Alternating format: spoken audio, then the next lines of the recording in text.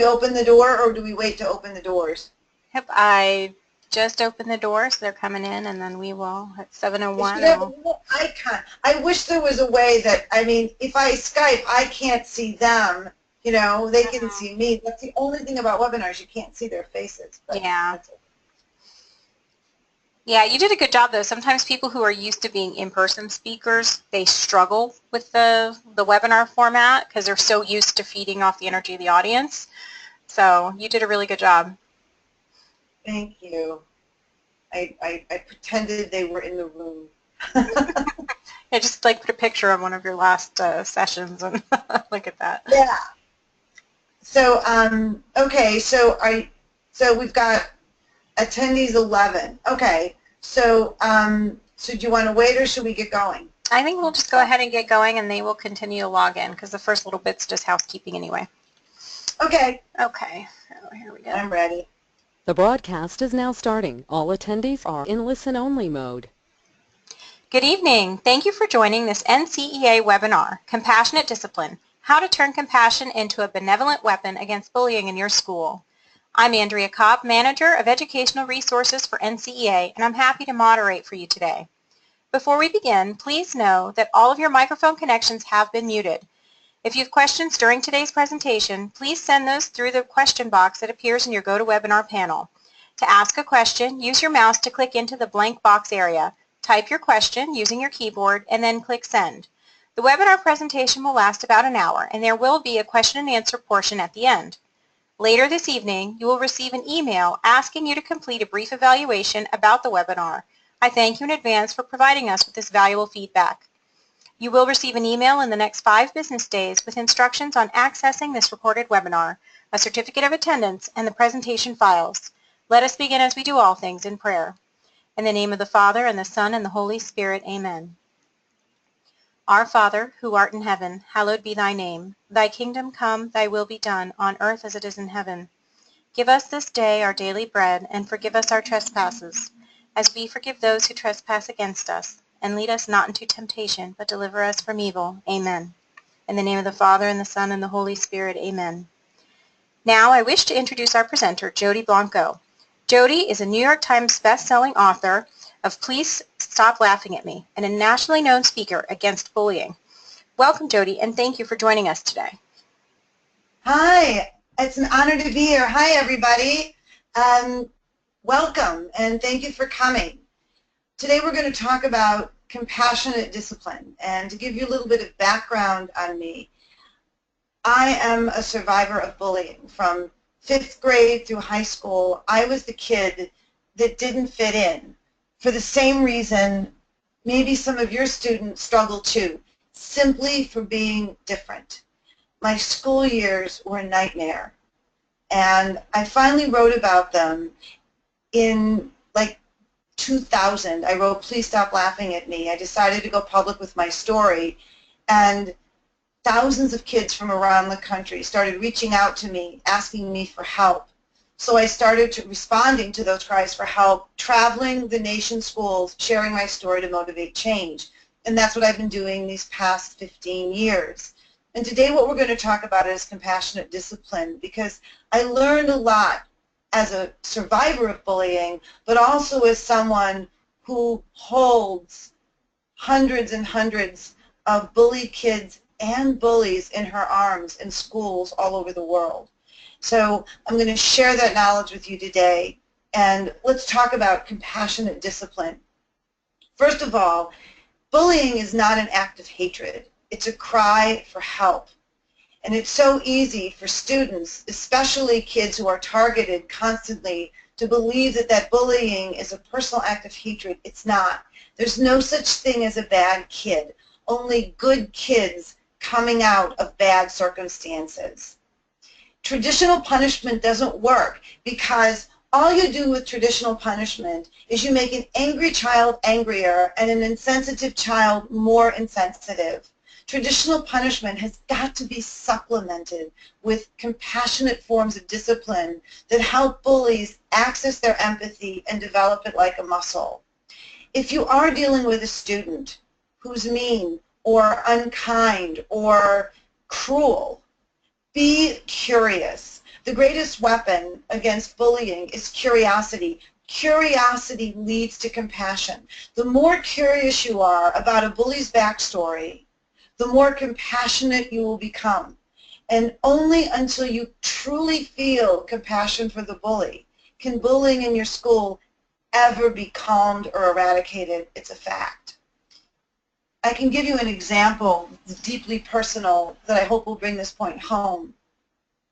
At the apex of my bullying, when I was probably, I was in eighth grade, so 14 years old, and it was a very snowy day. And on that day, there was a group of kids, the popular kids, and they were making fun of a student with Downs, and I intervened, and they didn't like it.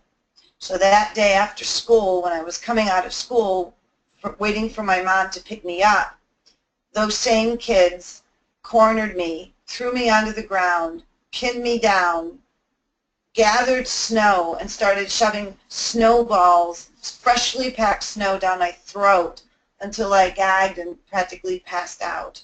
And then they ran off. The leader of the pack was a kid named Jerry O'Grady, and as you can imagine, he got into big trouble for that. He was suspended for 10 days. At the time, I felt vindicated. I thought, justice, that's what should happen. Bullies should be punished. Well, fast forward about 25 years, and I wrote, "Please Stop Laughing at Me." And as an aside, not only did I forgive the kids who tormented me at my union, but many of my former tormentors are part of my life, and they comprise an advisory council that I have.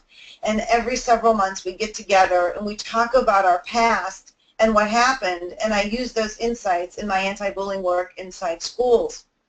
So I was doing one of my, we call them my bully dinners. I was doing one of my bully dinners, and one of my former tormentors who had been at that attack walked in and said, "I just read your book and I feel terrible." And I said, "Why?" He said, "Well, do you remember that night that we sort of attacked you with all that snow?" And I gulped and said, "Yes." He said, "Well, after you left, we all went back to my parents' house for dinner, and Jerry was with us, and we were distracted, and when we came back into the kitchen, he had licked all of our plates clean. We had spaghetti, and there was spaghetti sauce running down his chest." And he said, "And I thought at the time that Jerry was just being a smart aleck because he was the class clown and he used to pull stuff like that. Then when I read your book, I started putting the timeline together, and I realized, oh my gosh, that was about the same time that Jerry's dad lost his job. And there were like 7 kids in that family, and now that I think back, that kid was always hungry." Well, he didn't pick on the Down student or instigate that attack on me because he didn't like the Down student or he didn't like me. He did it because the poor kid was hungry. And what happened? The principal never asked him any questions. He didn't exert any curiosity at all. Instead, he just slapped him with a 10-day suspension because my parents were insisting.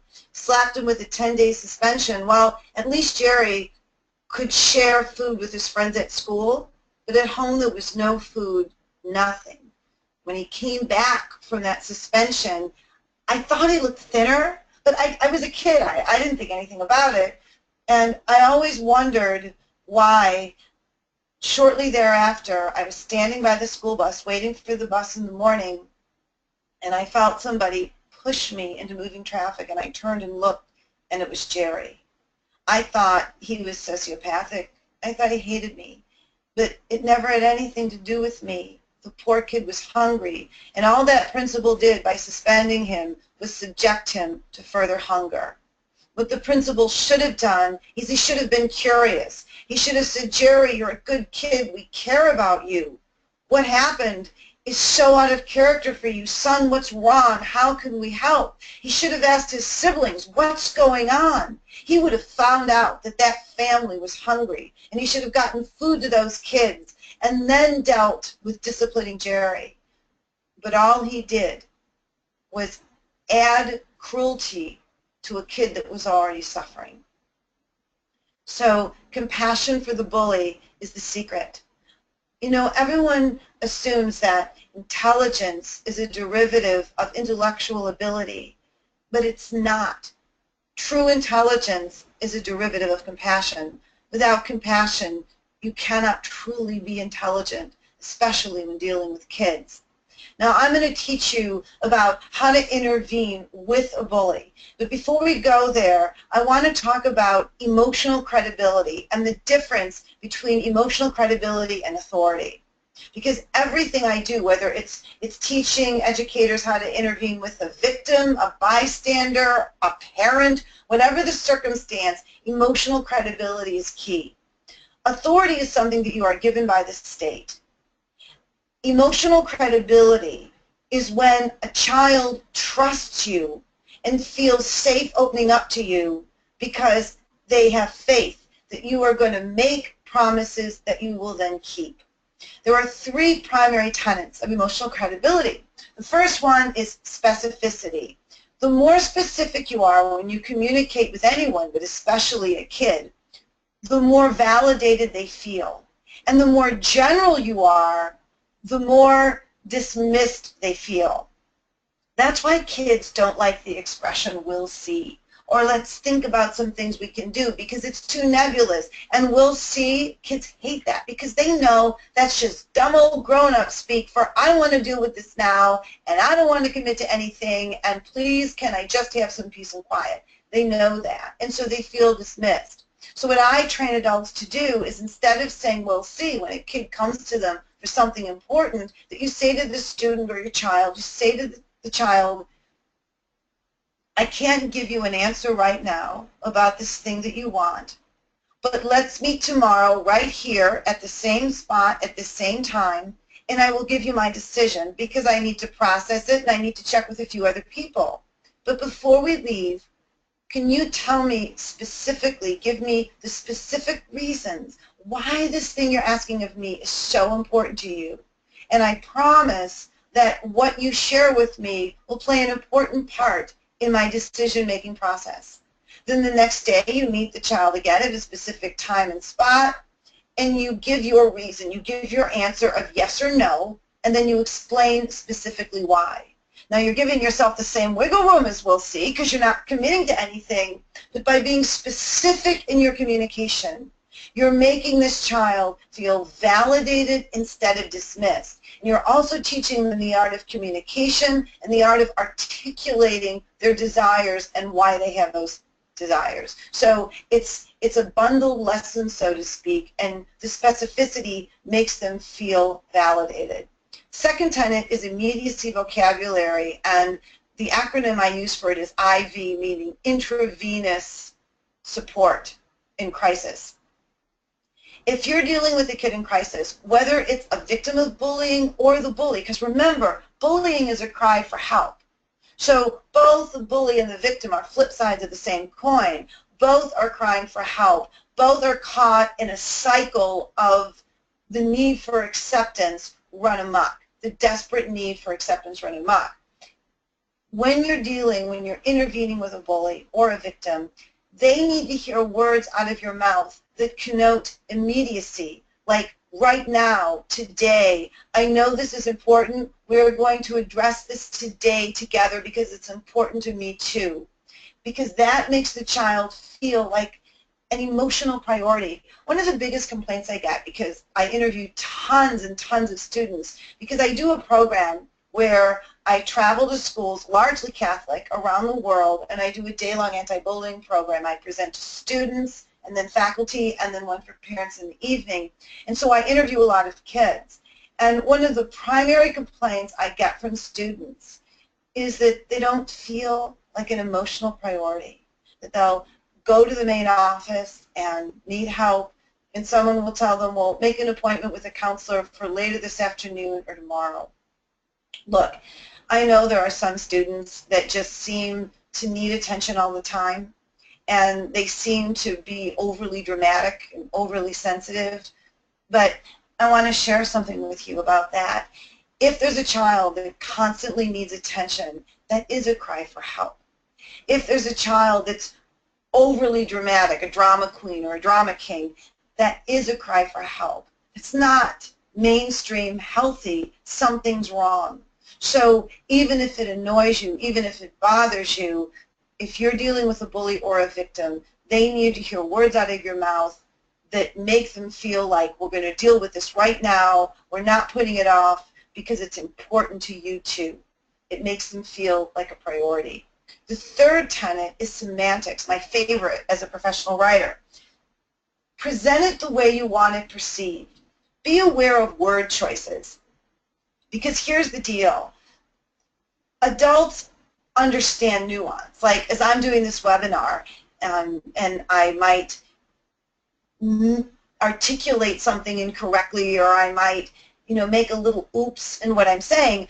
You guys understand the nuances of what I'm trying to say. You'll get it. Kids don't think that way. Kids are neurologically inclined to be literal interpreters of their world. For example, when I was 5 years old or 6 years old, I was standing outside on the porch on a hot August day and I spilled some Coke.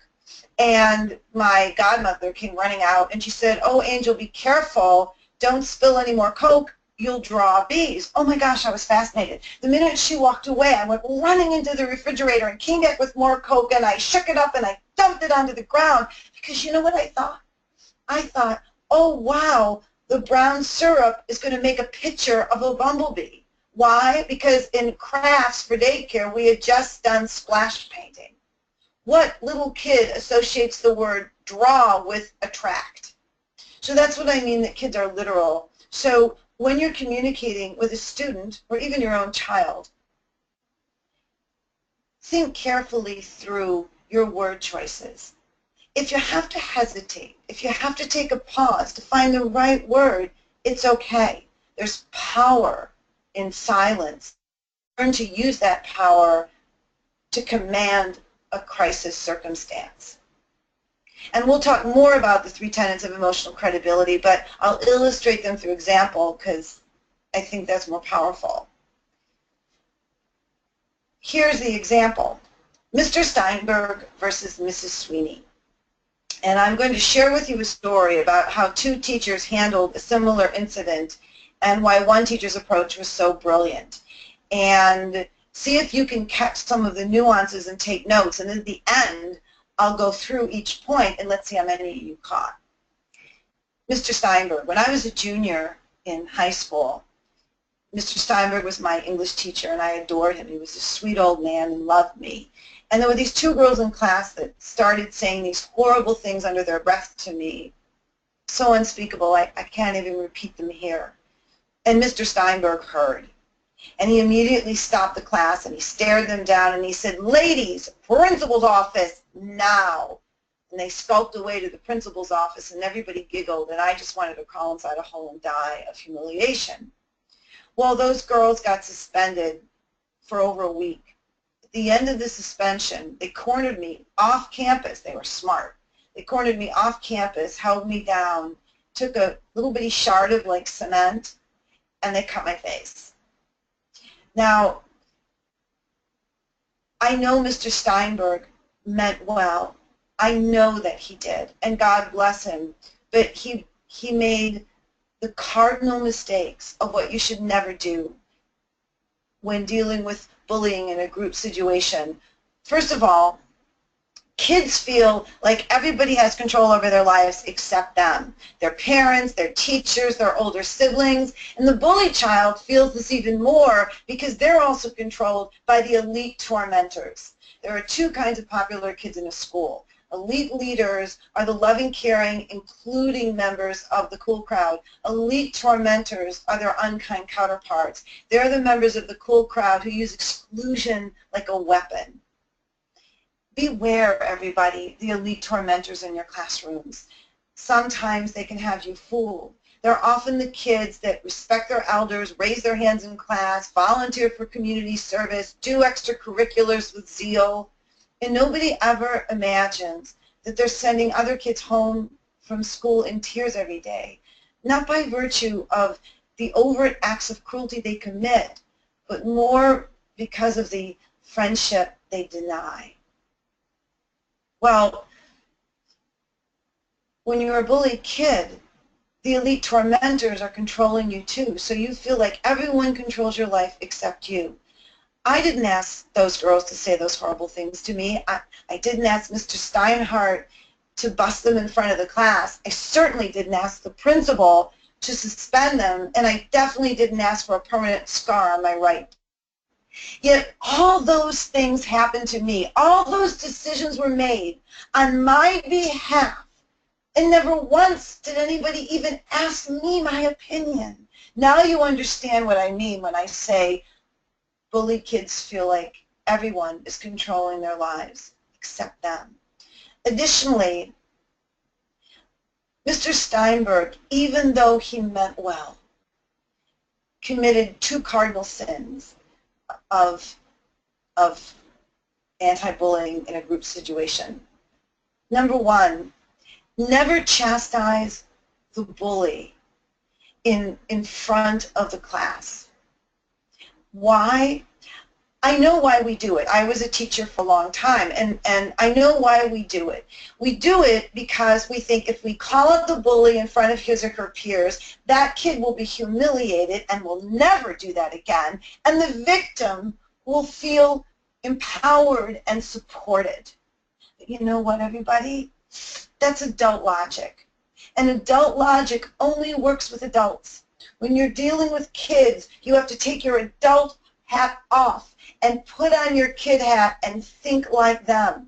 And in the world of kids, it's the opposite dynamic. When Mr. Steinberg called out those girls in front of the class, it was a mistake for two reasons. Number one, all he did was make them look cooler to their friends. When you have a group of elite tormentors picking on an established outcast and you call out those elite tormentors in front of their peers, you're not humiliating the elite tormentor, you're adding to the coolness factor. And you want to know what the conversation is by the lockers in between periods when there are no adult ears? Yo, dude, that was awesome, props. The person you are humiliating, the person you are making feel like they want to crawl into a hole is the victim. Because here's an insight. When you're a chronic victim of bullying, when you're an outcast, you're always in the limelight. Everybody's always staring at you and stalking you, looking for the next thing they can glom onto to make fun of you for. How you tie your shoes, how you pick up a fork when you eat lunch, how you did your hair, what color lip gloss you have on. They're looking for reasons. And now it's even worse because not only are kids putting other students in the limelight and looking for excuses to bully them, but they're taking photos of them on smartphones and then posting them on Instagram and Snapchatting them, and then everybody gets to comment. So the bullied victim always feels like they're in the limelight. So when Mr. Steinberg called out the bullies like that, I was the one who felt humiliated because I was back in that limelight and I just wanted him to turn it off. Mr. Steinberg meant well, but he was thinking like an adult in a circumstance involving kids. And that was where he went lovingly wrong. Now let's talk about Mrs. Sweeney. It was my senior year in high school, and she was also my English teacher, and there were these two girls in class, two different girls, who started threatening me physically, and they were scary, and she overheard. But she didn't chastise the bullies. Instead, she said, "Jody, dear, I need something out of the audiovisual lab. Can you help me?" So I walked out into the hallway with her, and I said, "Yeah, Mrs. Sweeney, what did you need?" And she said, "Oh, sweetheart, I don't need anything. That was just subterfuge. I heard what those girls were saying, and I'd love your opinion on how you think we should handle it." How brilliant is that? She made me feel like I had the right to participate in my own life. By asking me my opinion, she made me feel validated instead of dismissed. Additionally, and now we're looking at emotional credibility tenet number 3, semantics. By using the word we, by saying how we should handle it, She made me feel important in my own life. Now, we all know if Mrs. Sweeney didn't like my idea, she would do what she wanted to anyways, but by asking me my opinion, she made me feel like I had the right to control my own life. Now, you can imagine my answer. I said, Mrs. Sweeney, forget it. Just leave me alone. Look what happened when Mr. Steinhardt got involved. Just leave me alone. And Mrs. Sweeney looked at me and she said, sweetheart, I can't do that. But here's what I'd like to do, and I'd love your blessing. Now, how brilliant is that? She asked me for my blessing. By using semantics, she managed to emphasize her emotional credibility without ever subjugating her authority. Let's really look at this. The word blessing and permission definitely don't mean the same thing. She couldn't ask for my permission because that would be completely subjugating her authority. But by asking for my blessing, she managed to reinforce emotionally her credibility without ever sacrificing her authority. That's what I mean about semantics, everyone. Think about your word choices. When dealing with a kid in crisis, it could make or break their rehabilitation and their being saved in the moment. You can imagine my response. Of course I said yes to what Mrs. Sweeney proposed because she was Mrs. Sweeney and I trusted her. This is what she proposed and this is what she did, and I'm going to walk you through it, and then we'll go back and we'll underscore why these particular actions were so inspired and enlightened.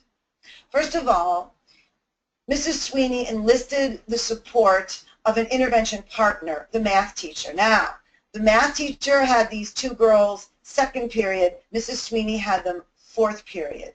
The math teacher and Mrs. Sweeney approached the girls after sixth period by the lockers and said, ladies, we'd love to have a nice chat with you and maybe a cool beverage in the teacher's lounge. Come on, let's hang out for a little while. Now, there are two types of locations within a school, stigmatized and neutral. A stigmatized location is any location that kids subconsciously automatically associate with discipline or I'm in trouble. They include the principal's office, counselor's office, dean's office, etc. A neutral location is any location that feels safe, that they don't associate with discipline, like the nurse's office, the media center, the teacher's lounge, an empty classroom. Whenever you're doing an intervention, everyone, you always want to choose a neutral location, because if you choose a stigmatized location, by the time that student walks into whatever the location is, they've already erected a defensive wall. Neutral locations mitigate that defensiveness. So Mrs. Sweeney and the math teacher took them to the neutral location of the teacher's lounge. Once in the lounge, Mrs. Sweeney said to the girls, ladies, you are such good girls, and we are so blessed to have you as our students, and we really care about you. But we've noticed that you've been pretty rough on some of your other classmates lately. What's wrong, and how can we help? One of the girls broke down, and she said that a couple of weeks ago they were at her house after school, and her dad came home really drunk. Everybody in the town knew this guy. He was like the town troublemaker. Came home really drunk, got into an argument with her mom, and actually pulled out a handgun. The other girl called the police, and they came, and there were no bullets in the gun. It was all just a lot of drama. But this was back in the 70s, and these mothers told these girls, you must never speak of this outside of our home, outside of our families. So you can imagine where their angst was coming from. Mrs. Sweeney immediately got social workers involved. She immediately got both families the counseling and the help they needed. A couple of weeks later, she and the math teacher reconvened the girls in the teacher's lounge again. And she said, ladies, we don't know how you feel. We can't imagine what you've been going through. It must really be hard. And she let them vent. And then she said, it still doesn't excuse how you've been treating some of your other classmates. Now, the school isn't going to punish you because your circumstances have been punishing enough, but we are going to discipline you. She handed both girls a notebook and a pen, And she said, for the next 10 days, you are both individually going to go out of your way to perform one act of kindness each day for a different person. At the completion of each act, you're going to hand the notebook to the recipient, and who's going to sign it and date it. You're going to write a sentence in this notebook about the act that you did, what was the act of kindness.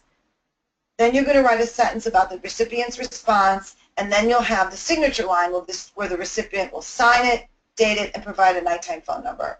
I want my first 5 pages in 5 days and my second 5 pages 5 days after that. And I'm going to verify compliance, that you honestly complied. If I find out that you fibbed about any of this, this will be your consequence. And it was harsh. She told them, if you lie, if you don't follow through on this, you will be mailed your diploma, and you will not be allowed to participate in the commencement ceremony with your class. And you will be refunded the ticket for prom, and you will not be allowed to attend your senior prom. So you can imagine they complied. At the end of that 2-week period, one of those bullies actually approached me and apologized, and it was sincere. And the other girl, she is now a special education teacher and advocate here in Illinois where I live, working with the very types of students that when we were in school together, she used to make fun of in the hallways and call filthy retards. Now let's talk about what Mrs. Sweeney did that was brilliant.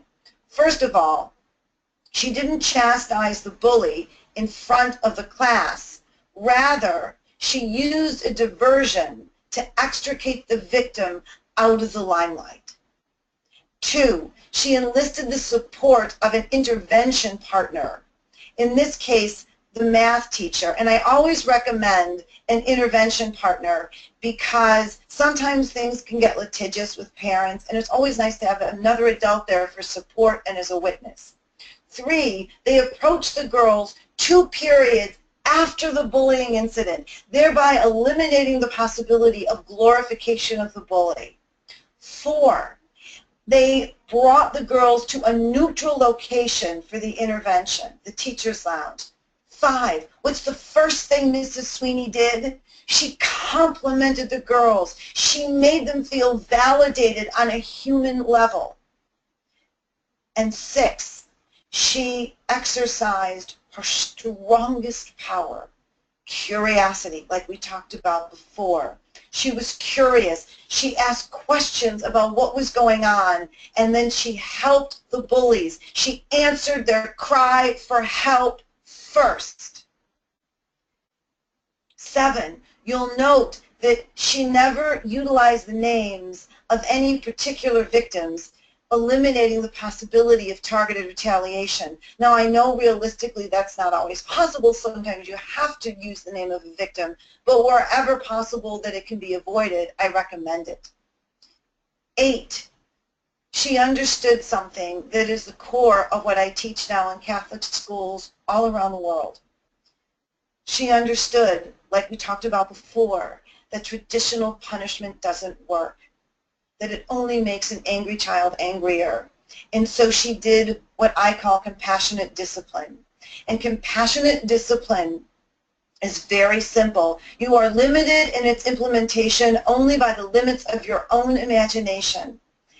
All compassionate discipline is finding innovative opportunities for less sensitive kids to access their empathy and develop it like a muscle. And I'm going to give you some more examples of that. But what I want to emphasize is that when you're dealing with a bully, you want to answer the cry for help. You want to heal the wound, not punish the anger. Because if all you do is punish the anger and you don't heal the wound creating the anger, the bullying cycle will escalate in your school, because that's how human nature works, particularly with kids.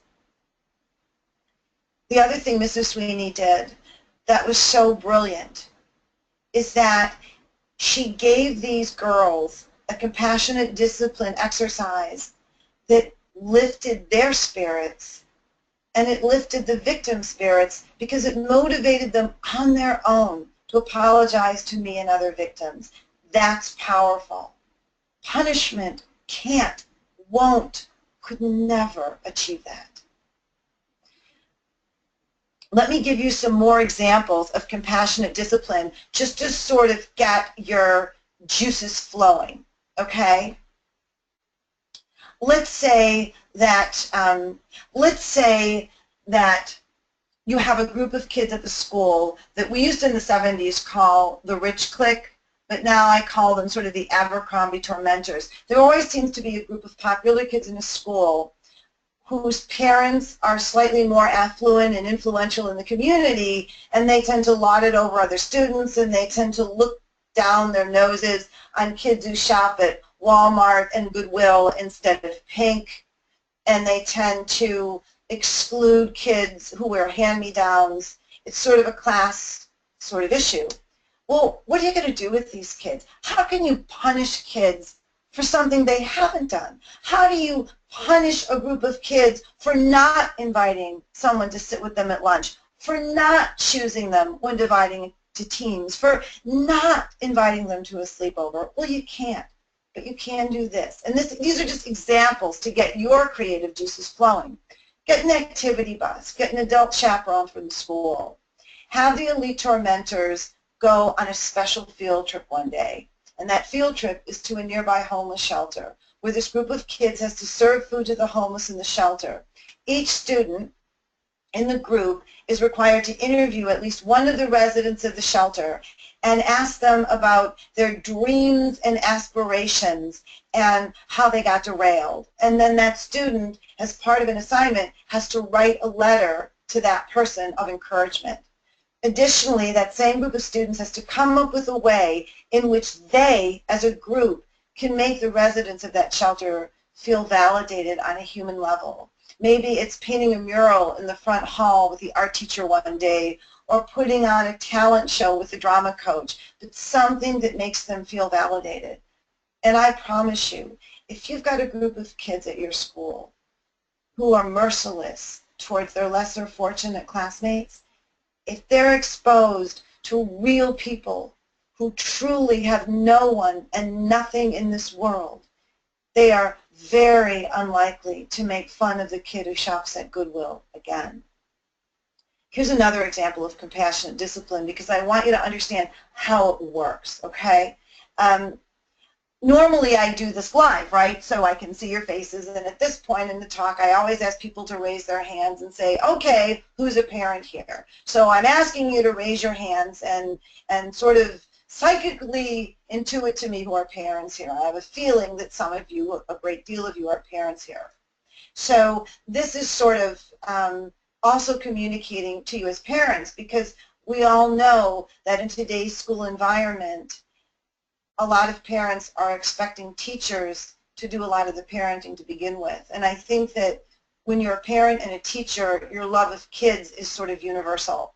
So this is a little extra tidbit for you as parents on how compassionate discipline can work at home. What's the one thing that we want for our kids more than anything? We want them to experience unconditional love, to know what it's like to be loved unconditionally by someone other than we, their parents. Well, in order to be the recipient of unconditional love, you have to have tolerance and compassion in your hearts. And tolerance and compassion are not qualities that you can command of a child or punish into a child or preach into a child. They are qualities that must be inspired by example. Now, there's tons of ways to inspire compassion and acceptance and tolerance into a kid, but I'm going to give you one that's sort of a favor I do for St. Francis. You see, I'm a big animal lover, and so I made this promise to St. Francis when I started this whole thing a long time ago, that at least once, every webinar, every presentation, wherever I am, I'll communicate an idea that will also help animals. But again, this is just to get your creative juices flowing. Let's say that you're a parent and you're home at night and you overhear your 13-year-old daughter on the phone, and this is what you hear. Like, oh my gosh, I am so not inviting her to my party on Friday. Like, ew, this party is going to be so incredibly Gucci. And like, she would just like totally ruin it. Like, ew, as if I am totally not inviting her. And then you find out later that that girl, your daughter, is so not inviting, used to be your best friend since first grade until the cool crowd started coming around. So your daughter is like an elite tormentor in training. She's not an elite tormentor yet. She's just trying it on like a sweater. But you don't want that sweater to become a permanent part of who she is. So what do? Punishment doesn't work. I mean, traditional punishment just teaches kids that in order to get what you want, you have to do something for it. Be nicer to your grandparents or I'm taking away your cell phone. Okay, so now you're nicer to your grandparents, but that's a bum deal for the grandparents because it's not because you feel any deeper love for the grandparents. It's because your son or daughter wants their iPhone back. I mean, where's the lesson of love there? Where are the core Catholic values there? So let's say you overhear this conversation. Well, one of the things you can do, animals are a great way to teach kids tolerance and acceptance. Sit your elite tormentor in training down and explain to her what can happen to animals at shelters who no one adopts. Then as a family, go to a nearby shelter and say to the manager, our family would like to adopt the next animal scheduled to be put down because no one else wanted it. When the manager says, well, don't you want to walk up and down the rows of cages and pick a pet? You say no, because you don't want to reinforce that example of conditional love. You don't want to pick a pet the same way your son or daughter picks who's cool enough to come to their sleepover or who's awesome enough to sit with them at lunch. You want to set an example of unconditional love. And when that manager brings out that pet, I do not care if it is a bald, toothless, flatulent, three-legged dog. You wrap your arms around it and you give it love and affection and you make your child bear witness to the transformation that occurs when a spirit who's been dismissed and abused and forgotten the same way your son or daughter may be dismissing, abusing, or forgetting his or her classmates finally gets the acceptance they've been longing for. Compassion, acceptance, tolerance, whether you're trying to teach it to your own children at home or you're trying to impart it to your students in a class, must be done with compassion. They must be exposed to circumstances that tug at their hearts and make them feel empathy. Only then is bullying going to be curbed. But you make a bully angrier and more desperate, you don't answer their cry for help, that cry for help becomes an angry outburst. To give you one other example of compassionate discipline and how a remarkable school witnessed it and kept it alive. Several years ago, I was doing my student presentation at a middle school, and these presentations are intense. The middle and high school presentation is 90 minutes, and I actually relive my past with these kids. I bring them back. And normally afterwards, I have to do interventions. Half the kids who come to me in tears are victims seeking affirmation, but the other half are elite tormentors who never realized their behavior was cruel until they heard me speak. So one day, I'm done with my talk, and this sweet girl comes up to me in tears, sobbing, and I hug her and I say, oh, sweetheart, I know what it's like to be bullied. It's going to be okay. And she looks at me and she said, oh, no, I'm not bullied. No, no, no. I'm the most popular girl in my class. And me and my friends have been pretty mean to this kid since 5th grade. And we want to tell him we're sorry, but we're scared. Can you help us? So I immediately called the principal in, got the name of the child, got a classroom. And when I told the principal the name of the child who was being bullied, Eric, he gave me this strange look, but he obliged. So I have about 18 kids, and you can tell they were the most popular kids at school. You could tell they were the ones that everybody wanted their acceptance and approval. And we were in a classroom, and the principal comes to get me and says, Eric is in the hallway, and he introduces me. And when I met Eric, I got it immediately. It was clear he had severe Asperger's. He had tics. He couldn't look me in the eye. He stuttered. He had trouble sustaining contact. And I whispered in his ear, I said, Eric, I said, some kids who have hurt your feelings, they want to tell you they're sorry. Would that be okay? He said, okay. So I escorted him into the classroom where he faces his tormentors of 3 years. And he says into my ear, before they say they're sorry, could I maybe tell them something? And I said, sure. And that 14-year-old boy stood in front of his tormentors and he said, I know you think I'm weird. It's because I have something, a condition called Asperger's, and it makes it harder for me to make friends. And then he looked at them and he said, but you know how in homeroom, when the teacher's not there, and you bang the erasers against the chalkboard, they had chalkboards in high school, really, really hard, and it makes that loud noise. And a lot of times I screamed and I started to cry, and like once or twice I had an accident and you all laughed at me. And of course, his bullies are wide-eyed and silent. He said, well, that wasn't because of my Asperger's. That's not why I did that. He said, when I was in the beginning of 5th grade, my mom went to the store and my dad was taking care of me, and he said that he didn't want a retard for his son anymore, and he got out his gun and he put the gun in his head and he died. Well, of course, I couldn't even speak. The principal was equally speechless. And I hugged Eric because he was crying at this point, and I hugged him. And the girl who initially approached me stood up, and all the other kids stood up, and they wrapped their arms around Eric and they hugged him. And from that moment on, they begged him for his forgiveness. And from that moment on, he sat with them at lunch every day. They helped him with his homework. They even helped him make the basketball team. I mean, did he ever make a basket? Not without a lot of help. But they made him feel loved and accepted. And what's remarkable about this story is that school could have punished those kids. They knew nothing about the eraser thing. They could have punished them. They could have done something, but they didn't. Instead, they celebrated the courage and compassion of the bullies and the victim and their willingness to forgive, overcome, and work together. So I share that story because when I go into schools, I see stories like this all the time. I witness them all the time. And I learn something about the human heart, not just kids, but the human heart. I once heard the phrase, how can you open a heart that isn't already partially broken? The bully has a broken heart. It's broken. It's broken open.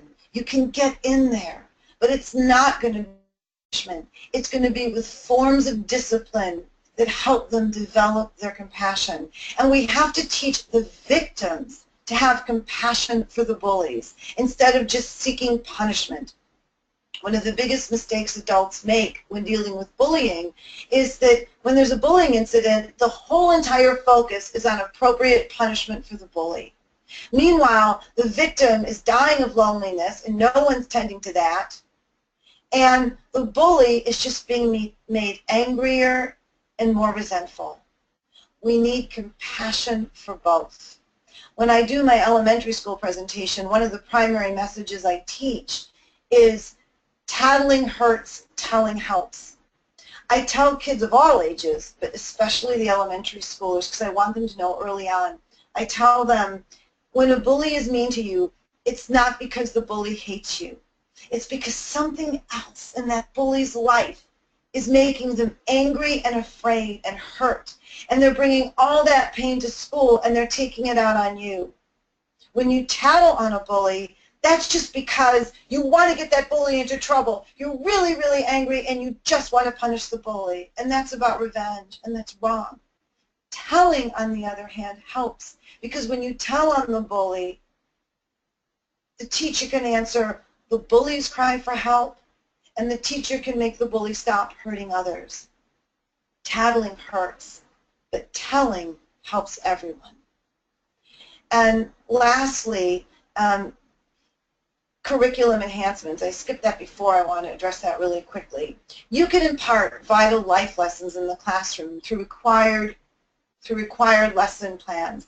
For example, if you're a social studies teacher and you're giving a quiz, you can incorporate a question about fairness or tolerance into a social studies quiz. If you're a science teacher, I once gave a workshop, and one of the examples I gave, I said, let's say you're a science teacher and you're teaching the kids about the food chain and you give a quiz. Question number 1 might be, who invented the food chain, the concept, and why? Question number 2 might be, what was the scientific community's initial response to the food chain? Question number 3 might be, if the social atmosphere at this school were the food chain, where would you fit on the food chain and why? A question like that, delicately interspersed into an academic activity, will give you insight about the student, the classroom, and the school as a whole. I had a science teacher put that question on a quiz, and the 7th grade boy who answered it talking about how he had a knife in his locker and he was going to use it on all the kids who were being mean to him. It enabled us to intervene, help this child, get him the counseling and support he needed, and perhaps save the lives of the kids he was targeting because there was a knife in his locker. So think about your homework assignments, think about your quizzes, think about what you're teaching, and think about ways in which you can incorporate assignments that make the information more specifically, there's that word again, personally relevant to the students. Make them connect whatever it is to their own lives and their own care, their own behavior. Make it real for them on a personal level. And you can include a lot of lessons this way, not just anti-bullying life lessons, but lessons about civic responsibility, tolerance, self-respect, whatever you think is important. Approach your required curriculums from a new creative place and say to yourself, okay, I'm giving a quiz today. How can I incorporate a question that will help these kids connect more personally with this material and connect their characters more personally with this material? And lastly, practicing what we preach. You know, kids are sponges, right? And they often become interpreters of what's going on in their world, and they act out. So, for example, when I go into schools and I see a high incidence of bullying, it's often because there's bullying among the faculty. Bullying just isn't relegated to kids. Sometimes there can be faculty cliques. Sometimes faculty members can bully other colleagues. So if you're in that situation, if you're being bullied by a colleague or an administrator, or you feel excluded by a faculty clique or something like that's going on, let's practice what we preach. Be curious. If a colleague is being abusive, be curious. Ask them what's going on. Find out as much about that person's story as you can. Maybe they're going through a divorce or a difficult time. Lead with truth and lead with compassion. Treat each other with respect and love and compassion, and that vibe will trickle down to your students. Remember, you don't just teach, you inspire. And the way you inspire is by your own example. Now, does anybody have any questions? Andrea, take it away. Thanks, Dodie. We had a question about dealing with parents. How do you justify the compassionate discipline approach versus traditional punishment to a parent who feels like their child has been victimized? That's a whole other webinar. I have a webinar on how to deal with parents who bully the school. But my approach is always very simple. Number one, usually parents of victims and parents of bullies, all parents fall into a few different categories. There's something called the adult survivor of peer abuse. The adult survivor of peer abuse is an adult who was either bullied when they were in school or just sort of invisible and excluded a lot, and they've never come to terms with it, and they carry those wounds into their adult lives. So sometimes if the parent of a victim is an adult survivor, they can way overreact to a situation because they're reliving their own resolved issues in this circumstance. So the first thing I always recommend is, again, my favorite word, curiosity. When a parent comes in enraged because their child is being bullied, talk to the parent. Ask them questions about their own school experience very subtly and say, you know, this situation is troubling and we really want to handle this well. I'd love to know about your school experience. I mean, were you bullied or were you excluded or were you popular? Talk to me about your school experience, because in those experiences we may find some wonderful insights together.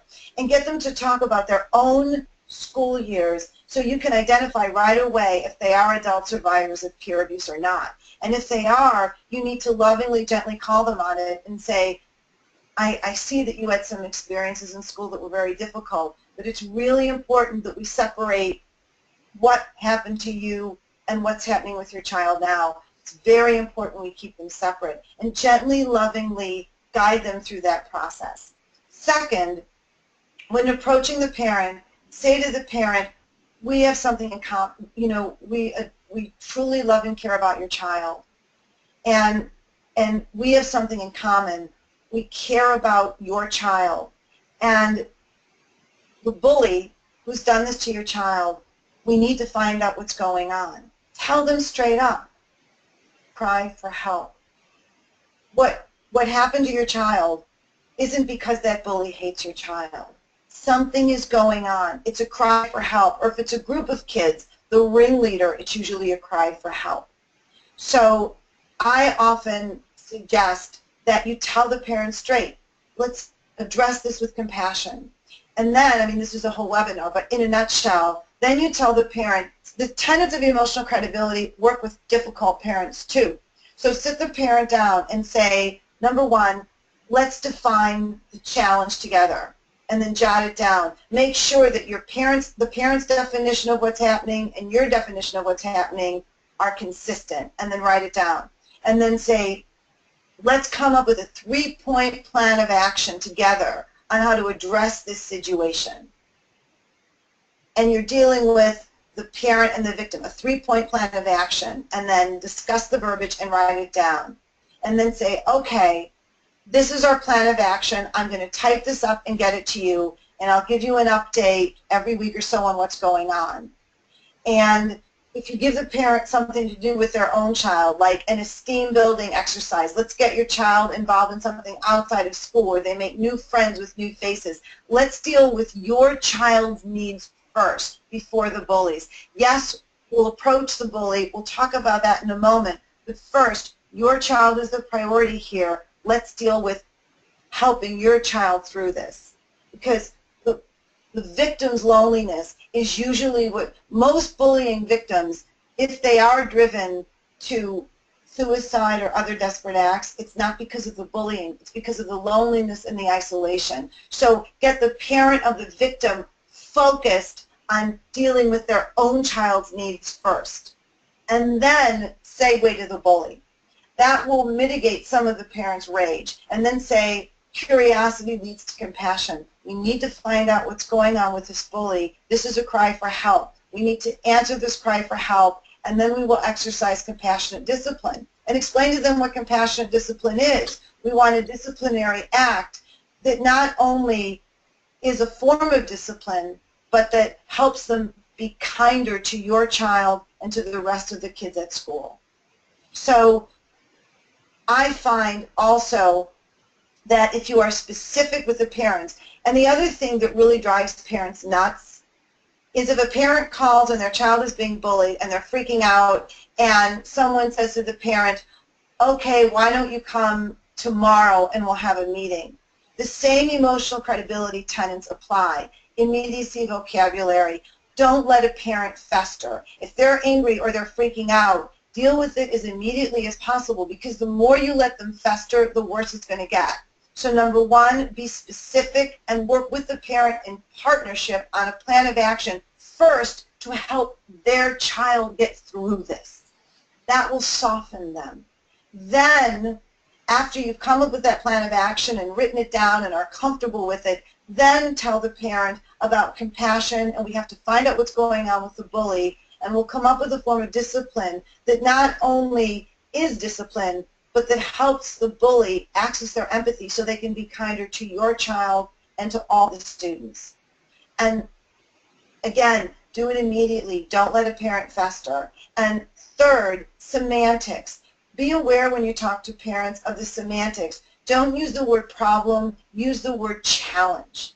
Don't use the word solution, because that suggests there's a solution. Sometimes situations don't have solutions. Use the term plan of action, because that makes the parent feel as if they're working in partnership with you.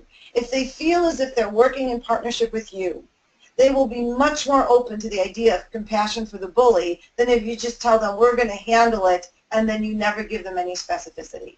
Parents are big kids, and when a parent comes in freaking out, imperious, or acting as if you work for them because they pay a tuition, remember, all of those emotions that are off-putting and obnoxious are secondary. Fear is a primary emotion. And the best advice I can give you in dealing with a parent is, if you can remember the reason this parent is being so offensive is because they're terrified. If you can remember that, you can navigate through. Does that help? Yeah, that's a great answer. Thank you so much for that.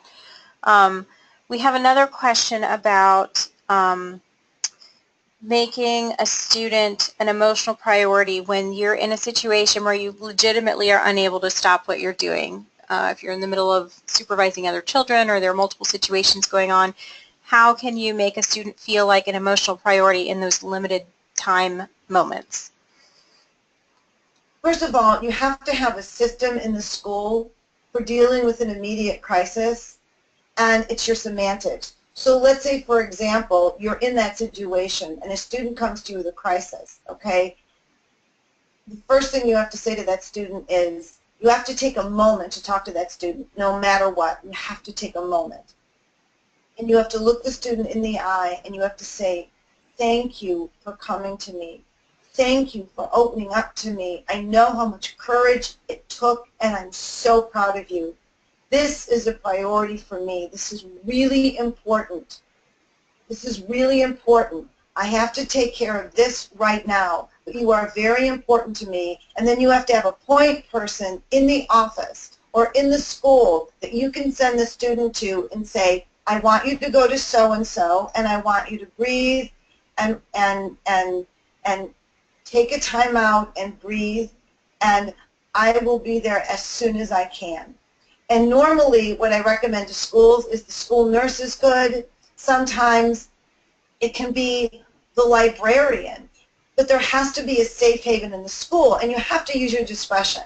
I mean, if it's you know, somebody stole my pencil, you can just be honest and say, okay, we can address this later today. But if a student is really in crisis and your hands are tied, you have to have a protocol that you can send somewhere that's a safe haven. Because I cannot tell you, I keynote a lot of suicide conferences. And I've had a lot of parents and a lot of educators come to me who've lost kids to bullying-related suicides. And often there was that moment where that child could have been saved, but because of that very situation you described, they weren't. So you have to have a system set up in the school somewhere that's a safe haven where that child can go, if for no other reason, so they can be monitored so they can't hurt themselves. Thank you. What tools can we give our students or children to help them deal with situations of unkindness and bullying when an adult is not immediately around? What I always tell kids, what I always tell kids is, number one, the cliches don't work. So as adults, I'm telling you as adults, cliches like ignore the bullies and walk away, they're just jealous, leave them alone and they'll leave you alone. Those cliches don't work. You cannot use them, especially ignore the bullies and walk away. And the reason it doesn't work is, first of all, what's the one thing we tell kids everywhere? Don't be a bystander. If you see somebody getting made fun of, defend that person. Then why is it we'll turn around and say to that same kid, oh, but you're the one being bullied, just ignore it and walk away. Isn't that a mixed message? Aren't we in effect asking that child to be a bystander in his or her own life? Stand up for others, but don't stand up for yourself. Additionally, again, I cannot emphasize this enough, you cannot think like an adult and superimpose adult logic into adolescent circumstances and kid circumstances. You've got to take that adult hat off and put that kid hat on. And in the world of kids, the more you ignore the elite tormentor or the bullies, the more you ignore them, the meaner they will get until they elicit a response. So the advice of ignoring them and it will stop actually has the opposite effect. That only works with adults. It does not work with kids. So what I always tell kids is that, number one, little kids, I tell them that they have to push their compassion button. I show them where that is. That's the whole thing I do with kids. And they have to turn on their compassion and turn off their anger. And they need to look the bully in the eye. And for older kids, I give them a more sophisticated version. Basically, you have to look the bully in the eye and tell them to stop. And that violence doesn't work, obviously, but you have to look them in the eye and tell them to stop. And I also tell kids to be curious. It's okay to disarm a bully. It's okay to look at a bully and say, gee, are you okay? Because you're a really nice person, and that was really mean. Is anything wrong? Can I help? You'd be surprised how effective that can be. And I also tell kids, as we talked about before, tattling hurts, telling helps. And it's really important that we encourage students to tell out of compassion and not out of a need for punishment to be implemented. And lastly, when dealing with kids, here's the single biggest mistake that adults and teachers make, that adults in general make, when dealing with bullying-related situations that lead to more bullying-related suicides than any other action. You find out a child is being bullied or just feels invisible. That's the other form of bullying, just the invisible student. But either way, you find out and you immediately spring into action. You know, you put your whole heart into it because you love the student. So you're dealing with the parents of the victims, you're setting up a meeting with the parents of the bullies, you're dealing with the administrator, the school psychologist, and you focus on an institutional level on punishment for the bullies because the parents of the victim typically bully the school into punishing the bullies, which I think is so ironic. Anyways, so the whole focus is like this institutional focus on punishing the bullies. Meanwhile, on the other side is this victim who's bleeding spiritually because they are desperately lonely. And as I said before, most bullying victims are driven to desperate acts like suicide, not from the bullying. It's the loneliness, the isolation, the feeling that they have no one to tell their secrets to and nobody understands them. And believe me, everybody, I know because I was that desperate child and I hold hundreds of them in my arms every week. The first thing you need to do when dealing with a bully child is perform triage. You need to help that child identify a brand new social outlet where they can make new friends with new faces. I recommend doing a little research. The Park District, libraries, chambers of commerce, drama clubs for kids, dance studios, martial arts studios, one neighborhood away, one parish away, and printing out what you find and making little packets and keeping them in your desk. And when you do an intervention with a victim, and I have a whole intervention system, but fundamentally, when you do an intervention with a victim, go through this list with them and ask them if there's anything they'd like to get involved in. And then the other part is motivating the parents to get them enrolled, because the first thing you need to do is tend to that bleeding victim and ameliorate their loneliness. Then you can focus on how to handle the bully. And when you're focusing on how to handle the bully, it's got to be with compassionate discipline, because once that bully's cry for help is answered, they will stop abusing the other kids. But unless you do that, the cycle will just accelerate. Thank you. Yep. Yeah, there sometimes is sort of an anxiety about being labeled as a school with a bullying problem. How do you differentiate at the school level what is bullying versus just someone's not being nice that day? Can you kind of define bullying and tell us how that would work? Sure. First of all, that question has two parts to it. Number one, there's no such thing as a school without a bullying problem. bullying is an organic passage of life. Why? Like I said before, bullying is not about targeted personal hatred. Bullying is about a cry for help, and it's about the desperate need to fit in, run amok. The bully and the victim are flip sides of the same coin. Both are desperate to fit in because it's how they define themselves at that age. Both are desperate to fit in, and they end up assuming different roles within that dynamic. By the way, the typical profile of the bullied student is what I call the ancient child.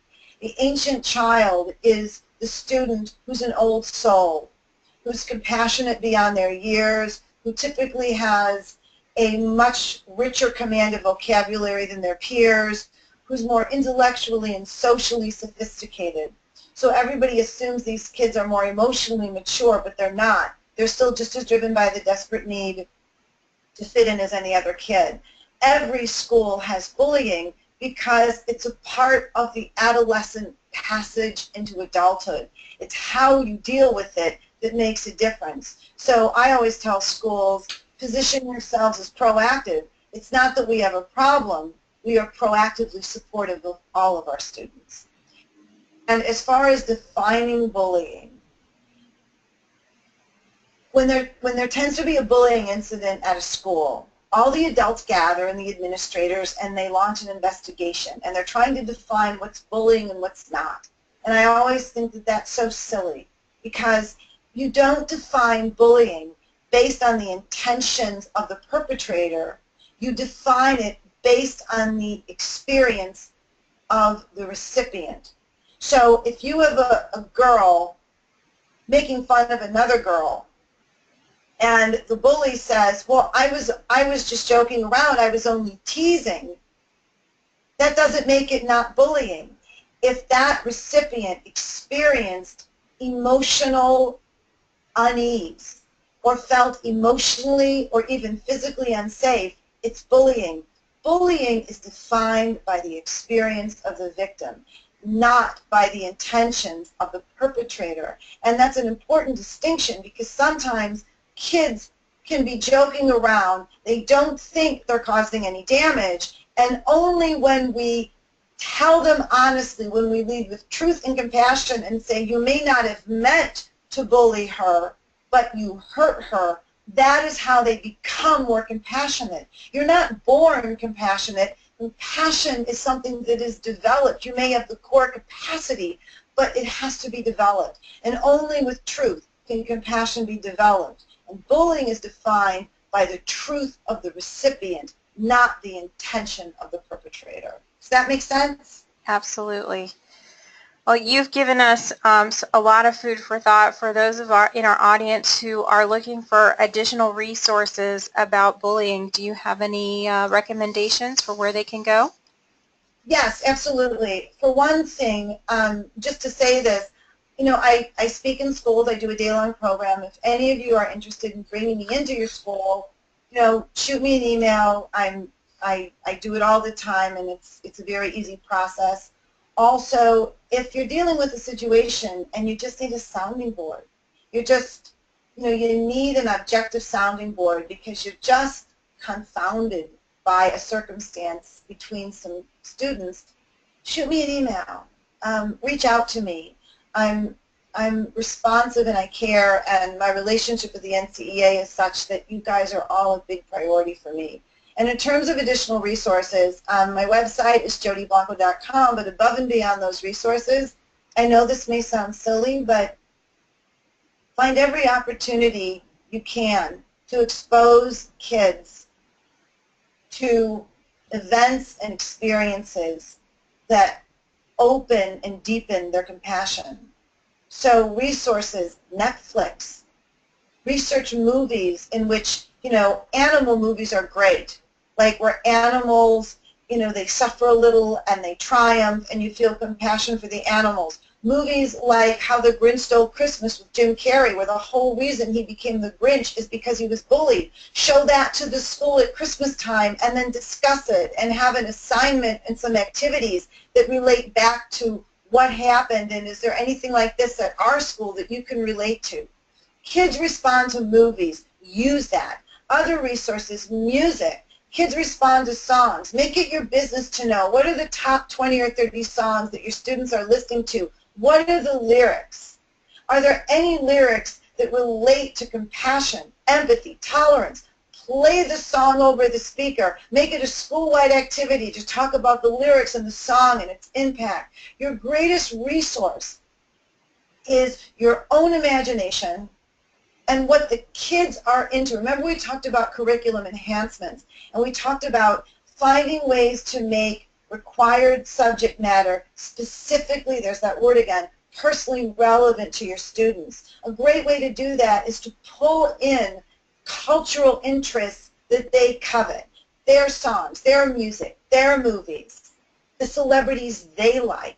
You know, if your students all like Taylor Swift, research a little bit about that. Find a story about something she did or something she went through. Make it relatable to your students, because compassion is the key. And like I said, tend to the wound. Don't punish the anger in a bully. And if you do that, victims will be inspired to be compassionate as well. It is the only hope and the only solution. Well, before we conclude today's webinar, I invite all of you to visit our website at ncea.org to see listings for both upcoming webinars and other professional development offerings. I know Jody will be in our lineup again, probably multiple times this school year, so stay tuned for her. Thank you for spending your time with us today, and thank you, Jody, for sharing your expertise and your passion and your experiences with our membership. It was very powerful. If anyone has additional questions for Jody or interested in her work, you can reach her at jody@jodyblanco.com. As a reminder, we will be sending you this recorded webinar and the presentation slides via email within the next 5 business days. Any last words for our audience, Jody? Yeah. Thank you for loving kids. Thank you for dedicating your life to them. And I know how hard it can be and how thankless it can feel sometimes, especially dealing with parents. But realize that the small things you do and say could save a life, and you may never ever know it. But you're not just educators, you're guardian angels of these kids' futures. So on the days when you feel burnt out, on the days when you don't feel like facing a classroom full of kids, realize that for some of them, you're all they've got, and allow that to fill you when your cup is empty. Thank you very much, and thank all of you again. May you enjoy a blessed evening.